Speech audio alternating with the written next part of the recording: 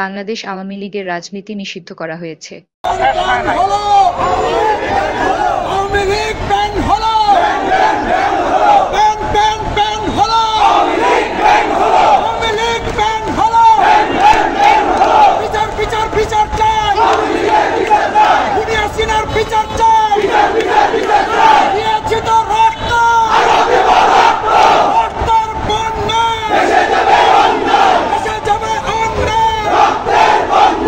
হাসান আল মামুনের ভিডিও চিত্রে বিস্তারিত।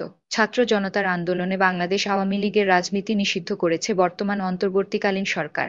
দীর্ঘ ১৭ বছর অবৈধভাবে ক্ষমতায় থেকে জনগণের উপর জুলুম, নির্যাতন, মিথ্যা মামলা, ফাঁসি এবং গণহত্যা চালিয়েছিল ফ্যাসিস্ট হাসিনা সরকার। আওয়ামী লীগ নিষিদ্ধ করার পর রাজপথে জনগণের উদ্দেশ্যে বক্তব্য পেশ করেন বাংলাদেশ জামায়াতে ইসলামীর কেন্দ্রীয় আমির ডাক্তার শফিকুর রহমান। আপনাদেরকে শক্তি যোগাবে ইনশাআল্লাহ, কিন্তু কোনো অন্যায়ের সাথে আপনারা যদি আপোষ করেন এই জাতি আপনাদেরকে ক্ষমা করবে না। আমরা আশা করব তারা কোনো অন্যায়ের সাথে আপোষ করবেন না, তারা ন্যায়ের উপর প্রতিষ্ঠিত থেকে জাতিকে তার অধিকার ফিরিয়ে দিবেন।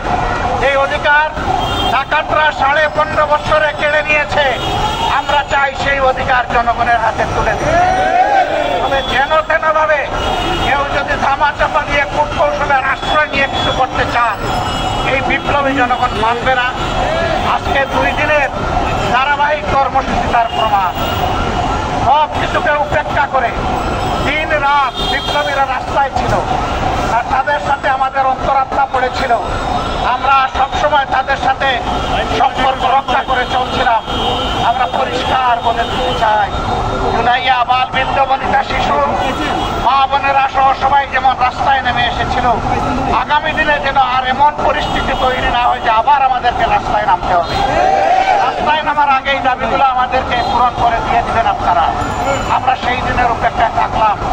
আজকের অধিকার বাস্তবায়নের আয়না ফ্যাসিস্ট আওয়ামী লীগকে নিষিদ্ধ করার এই দাবিতে যে বীর সন্তানেরা ঢাকা সহ সারা বাংলাদেশে আন্দোলনে ঝাঁপিয়ে পড়েছিলেন, আমি আরেকবার সেই বীরদেরকে বিপ্লবী অভিনন্দন জানাচ্ছি। আমাদের বিপ্লবী জাতি একবার রক্ত দিতে শিখেছে, সেই জাতিকে কোনো কিছু দিয়ে তো মানা যাবে না। রক্ত আমাদের সন্তানেরা দিয়েছে, রক্ত দেওয়ার জন্য আমরা প্রস্তুত আছি। তারপরে ইনশাআল্লাহ এই জাতির অধিকার মহান আল্লাহর সাহায্য নিয়ে আমরা আদায় করে ছাড়বো। সবাইকে বিপ্লবী অভিনন্দন। আজকের মতো এখানেই শেষ। রাজপথে আন্দোলনে আবার দেখা হবে, জনগণের অধিকার আদায়ের আন্দোলনে। আসসালামু আলাইকুম ওয়া রাহমাতুল্লাহ। এছাড়াও বক্তব্য পেশ করেন বাংলাদেশ ইসলামী ছাত্র শিবিরের সাবেক কেন্দ্রীয় সভাপতি ও বর্তমান ঢাকা মহানগরী উত্তরের আমির সেলিম উদ্দিন। সংগ্রামী বীর জনতা, আজকে দেশবাসীর পক্ষ থেকে আমি সর্বপ্রথম আল্লাহর শুকরিয়া আদায় করছি, সাথে সাথে আমি কৃতজ্ঞতা জ্ঞাপন করছি আমাদের সংগ্রামী আমির জামাতের, যিনি বিপদেও জাতির সাথে থাকেন, সুখের সময় জাতির সাথে থাকেন।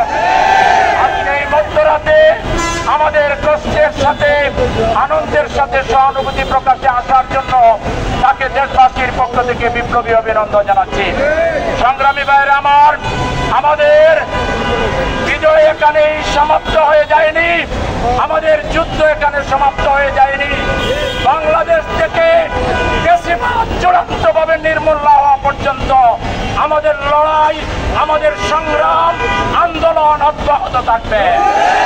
সবাইকে বিপ্লবী চেতনা নিয়ে আল্লাহর শুকরিয়া আদায় করে করে ফিরে যাওয়ার জন্য, আজকের দিনে কষ্ট করার জন্য শুধু আপনারা নয়, এদেশের যে বীর সন্তানেরা, বিভিন্ন রাজনৈতিক দলের নেতা কর্মীরা, সামাজিক নেতা কর্মীরা, ধর্মীয় নেতৃবৃন্দ যে কষ্ট করেছেন, সবাইকে আমিরে জামাতের পক্ষ থেকে আন্তরিক ধন্যবাদ জ্ঞাপন করে আজকের এই শুকরিয়া সমাবেশ আমরা এখানে সমাপ্ত ঘোষণা করছি।